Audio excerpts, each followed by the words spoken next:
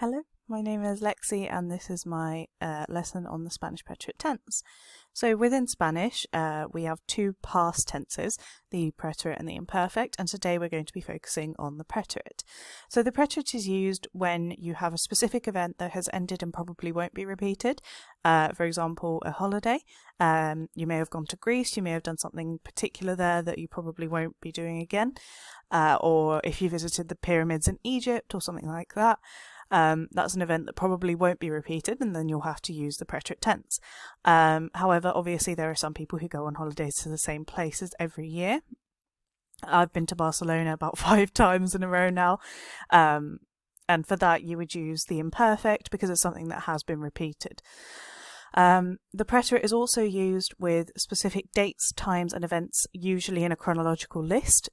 So newspapers will report on ongoings within the royal family or general ongoings, to be honest, and they'll often use the preterite tense for that. It also reports the beginnings and ends of events. For example, the boy started to cry, you would never use the imperfect for that. And it also reports the results of events. For example, on the right here we can see a picture of Chanel, who got 3rd place within the Eurovision contest. So for that we would say Chanel ganó tercer plazo en el concurso de Eurovision este año. And you would never use the imperfect for that either. So a little bit on how to form it. So the absolute basic of Spanish is you need to know the 3 different types of verbs. And these are indicated by their infinitive form. So to do, to eat, to cry, to sleep, to read, to paint, etc., etc. And they're indicated by the last 2 letters within the verb's infinitive form.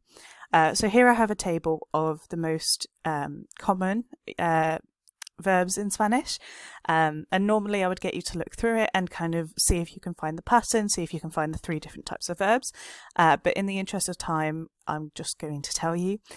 So here we can see you have the AR verbs, ones that end in AR, the ER verbs and the IR verbs, and they are all just based on their ending within the infinitive form. And this is important because in order to conjugate it we need to know all the different types of verbs. So here we have a little table to show you just how that is done. So to form any preterite saying, you need to take the infinitive form. So we've got some examples here. We ate, right? So the infinitive form of that is comer, which I've written down here. You need to take off the ending, which I've indicated here as well, and then you need to add the appropriate preterite ending. So how do we form that? So obviously comer is an ER verb, so we need to be within this column, and it's we, so we need to add imos. So the result would be comimos. Let's try it with some more. He kissed, besar. That's an AR verb. And it's he, so we take off the AR off of besar, we get bes, and we add the proper ending and we get beso. And there are a bunch of other verbs you can try this with, which I've listed here. A bunch of other sayings you can try it with, which I think would be useful, but let's just do these 2. I washed, so lavar, you take off the AR, lav, and it's an AR verb, and it's I, so you get the ending of lave. And then you've got you plural hid, esconder, so you have an ER verb, you take off the ER, you get escond, and it's you plural, so you got isteis, so you get escondisteis. I understand this is very confusing, but there are a lot of really good YouTube videos and songs to try and remember this table. Obviously you've got the 3 different types of verbs and you've got all the different types of people, I, you, he, she, we, you, they. So yeah, I'd recommend you absolutely look at YouTube to try and memorize this if you can, because it was very difficult for me as well, and I understand how daunting it is.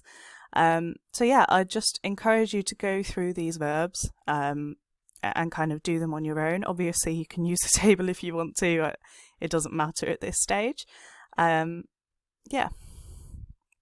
So, another activity that would be very useful for you to try and consolidate the preterite tense is to correct me and to correct the phrases I've made.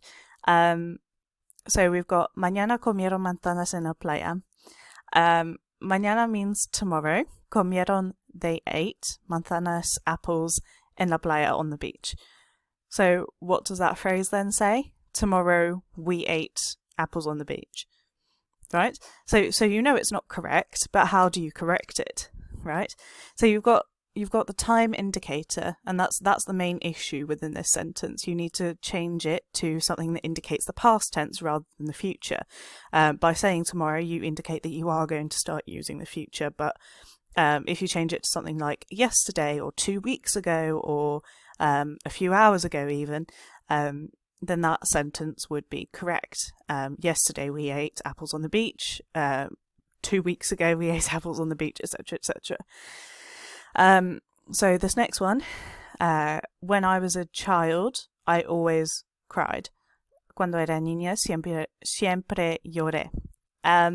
Now, this hint that I've left at the top, don't forget the right uses, would be useful to you with correcting the sentence. So this sentence says, when I was a kid, I always used to cry. And we've already gone over in the first slide here that the uses of preterite tense are for something that has not been repeated and will not be repeated, meaning that the use of siempre, the use of always, cannot go with the preterite tense. So either you would need to take out the siempre and just say cuando era niña y me roto el brazo, when I was a kid and I broke my arm, I cried. That would make sense and that would be grammatically correct. Or you would simply need to use the imperfect tense instead, which we will cover much later. And I encourage you to go through the rest of these and say whether they're correct or not, and try and correct them if you don't think that they are right. Yeah. So, I hope you've had fun during this lesson, and I hope that it has helped you at least a little bit to understand the formation of the preterite tense in Spanish, and its uses as well. But I think it's important as well to lay out what we need to be doing next week. So obviously we haven't covered everything. Annoyingly, I know there are some irregular preterite verbs as well. So as well as all of this, you kind of got the irregular going on. But that will not be covered today.